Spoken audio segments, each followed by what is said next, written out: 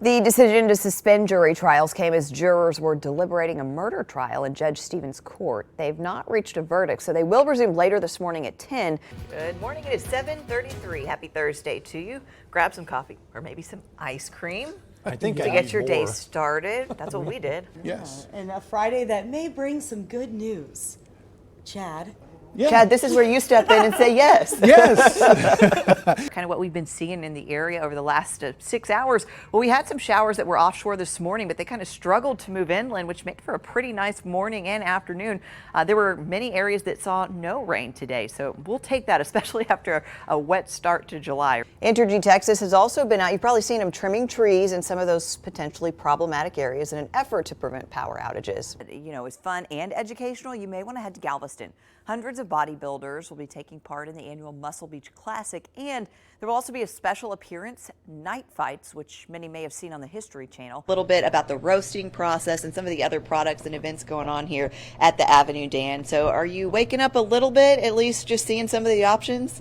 Yeah, but the problem is they're there, I'm here. The biggest meth bust in Liberty County history remains under investigation this morning. Yeah, authorities are trying to find out who all is involved, but they do know how they did it. Aaron Drawhorn has more in this week's DEA Fighting on the Front Lines. Officers responded to 730 calls for burglaries. Compare that to March 1st of 2020 to June 1st of this year.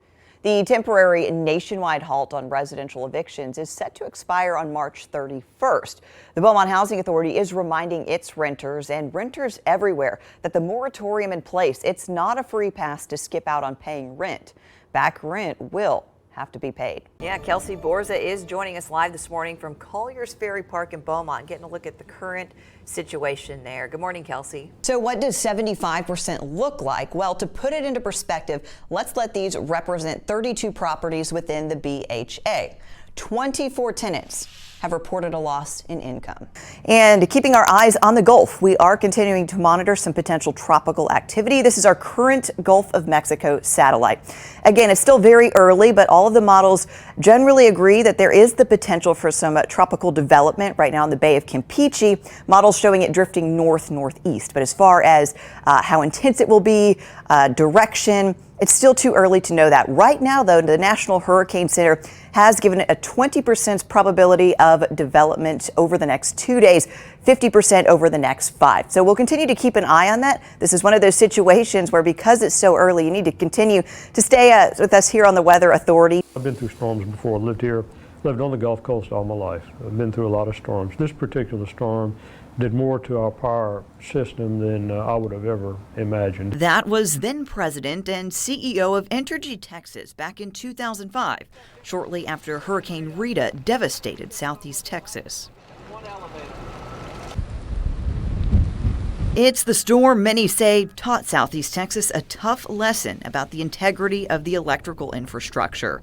Now, 16 years later, we're looking into how Entergy Texas is doing ahead of the upcoming hurricane season. Stuart Barrett is the Vice President of Customer Service for Entergy Texas. He says hurricane preps have been underway now for months. Every May, going into that June 1 start of storm season, we prepare for that and we run drills. Drills that are in place because of storms like Rita, Tropical Storm Harvey, and most recently, Hurricane Laura. So are we prepared going into this hurricane season because we sustained damage? So the grid's in good shape, right? So when Laura hit, it caused extensive damage to our eastern side in Louisiana coming in to our area. And so all that's been rebuilt. It was actually a monumental task. Entergy Texas has installed new poles over the last month. It also raised some of its substations in flood-prone areas over the last several years, like this one in Rose City. But while Entergy Texas says our infrastructure is in good shape, we wanted a second opinion. Yes, sir. Yes, sir. Kevin Picard is the Vice President of Gulf Coast Electric in Beaumont. We're a basic electrical contractor, and we do all various forms of electrical. If it's got electricity to it, we do it. A Southeast Texas native, he's very familiar with the local grid and Entergy equipment. He says Entergy Texas has not always been perfect, and it still isn't foolproof, but we have customers call and say half their house is not working, and what that is Entergy's lost a phase. Those calls have gotten less and less and less and less over the last decade. If you could give Entergy a grade over the last year, what would you give it? A minus. I mean, there's no A pluses. As we approach this hurricane season, both Picard and Entergy Texas say there's one thing Southeast Texans can do to soften the blow if we do have a busy hurricane season. Plan your plan. We have one. We expect you to. And think about, okay, I might be out for several days. What would I do? A plan for the worst, but hope for the best. Jillian Fertig, KFDM 6 News. Engine 9 responding, crew 2, Chief 1 and 373. Chief Edward Castillo's new job title involves more than just running the city of Pinehurst's volunteer fire department. He was also responsible for completely rebuilding it when he was hired after the entire department, including the former chief, resigned last year. Castillo was officially appointed chief in December, and he knew he had a big job ahead. A little excited and scared because I've never been a fire chief before. I've been a captain. That's kind of the highest I went, but it's exciting. He may be a new chief, but he's not new to serving his community.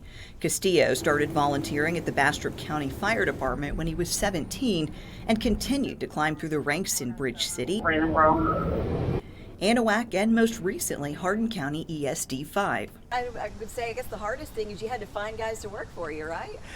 At first I thought it was a little difficult, but all of a sudden it just kind of, people asked me and I said yeah, and they had friends and other people kind of drove up and says, hey, you know, what does it take to be a fireman? And I told them it's just training. Over the last 6 months, Castillo has recruited and trained 11 firefighters.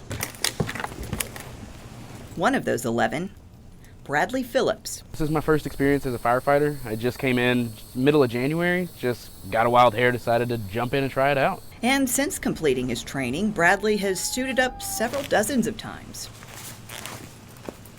to respond to everything from medical calls to fires. Alrighty. But behind all that gear, there's a bigger goal than just being there during emergencies. What's your big vision long-term for the department here? My long-term for the department is we're here for the community. We're going to be here for the community no matter what. At any catastrophic disaster or none, we're going to reach out to community. If anybody needs anything, I want them to feel welcome to come to the fire station or call me, and we will do what we can to help them. You could call it a rebuilding of trust after a tumultuous period in emergency response in a small town where everyone is family. We are here for them in their needs, even if it's small. And Castillo's promise is echoed by the entire new department. I get to be a part of everything. Like he said, we have those days where we cook, come together, we're having the open house. We've actually went and had a volleyball game with one of the churches around here one day. It's a fresh start for the city of Pinehurst, proving that when one door closes, another opens. In Pinehurst, Jillian Fertig, KFDM 6 News.